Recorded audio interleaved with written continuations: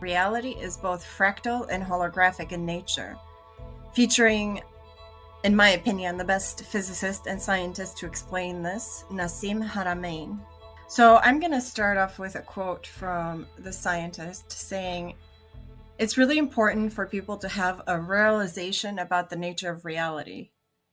And he speaks often about this concept that our reality is both fractal and holographic. The holofractographic principle of reality really describes the notion that every point in reality contains the information of the whole. The fractal nature of reality. For the most part, it's clear to most of us that there is a geometric fractal nature to reality. We see it often in many different forms of life, resembling one another in geometric structure. However, at a deeper level of the quantum structure, each momentum of existence stands as a fractal frame on its own. So what I just said now is very quantum mechanics, because in the quantum nature of reality, at the subatomic particle, everything is in motion. Even the things that we see that are solids are really always in motion, always vibrating. And each one of those vibrational moments or momentums of existence are fractal frames on their own.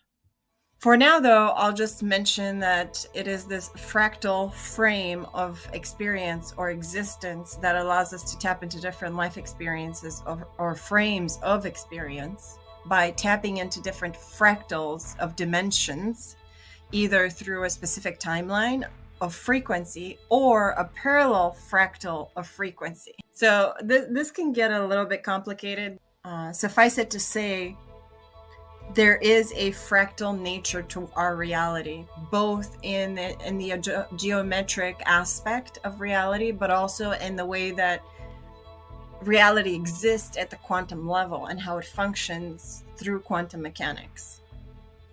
Now, about the holographic nature of reality. The holographic nature of reality is an even more important aspect of what our nature of reality really is. This principle really implicates that there is a source field of information or energy field, and this is the quantum field or the unified field, which I talked about in episode 1. And it is this field, the source field, that connects us all and everything material that we experience, including us, because we are part of the source field. So this, of course, is the basis for how we are all one, how we're all connected as one.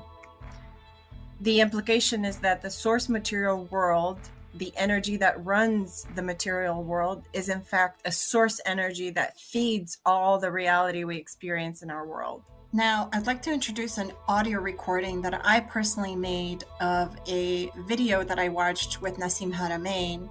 I recorded this audio for my personal use, but I'd like to introduce it here because it is the best representation that one can have to really understand what it means to talk about the holographic nature of the universe. He explains it by far the best that I've ever heard it. Now, what is an hologram? Okay, a hologram is an experiment or a setup in order to get a three-dimensional projection in space. It's important to understand that the holographic principle of physics is called that way only as an analogy.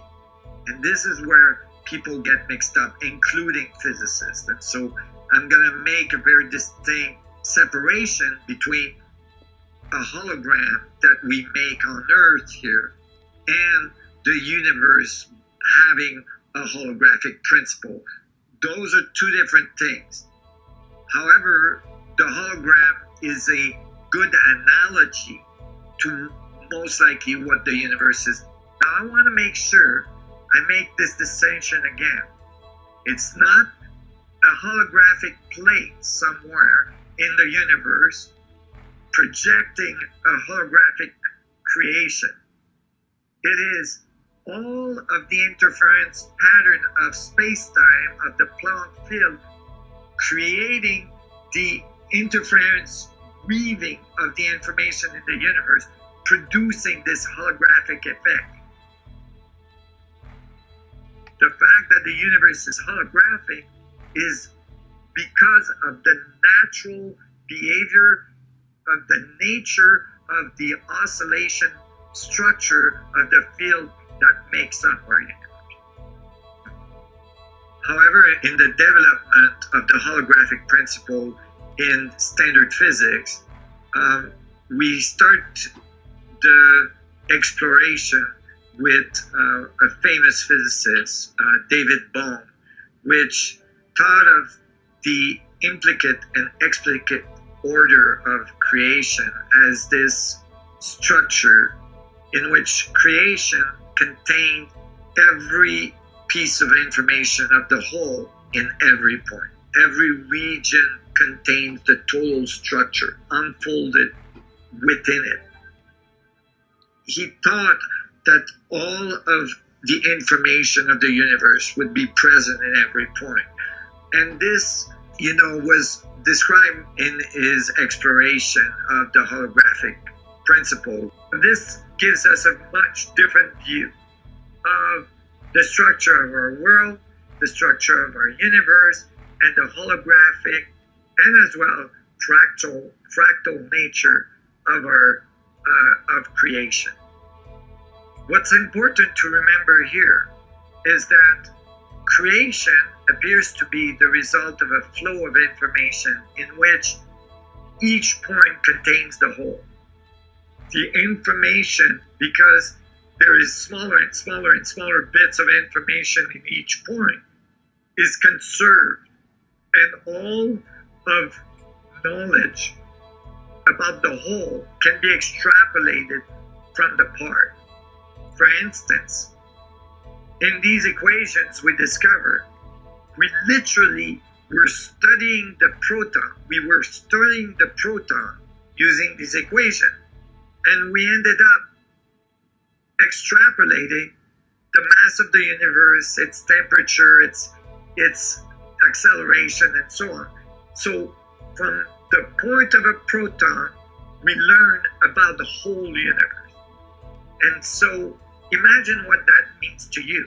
That means that from any proton in your body, if you were able to connect and have access, you could know about everything else in the universe. You could know about the place you've never been, remote view that place. You could influence something that is far away from you. If only information is present in every point, that means that you can have access to information that's non-local to you. That means as well that you can learn from within you. That is, that not all knowledge comes out from outside of you into you, but that actually you have knowledge within you that can emerge from you.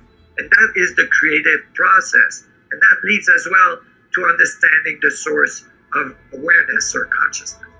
The concept that everything is present in everything, that from any point or any part of the universe you could get the information of the whole, has been present in ancient civilization, traditions, shamanism, and masters around the world in many different cultures.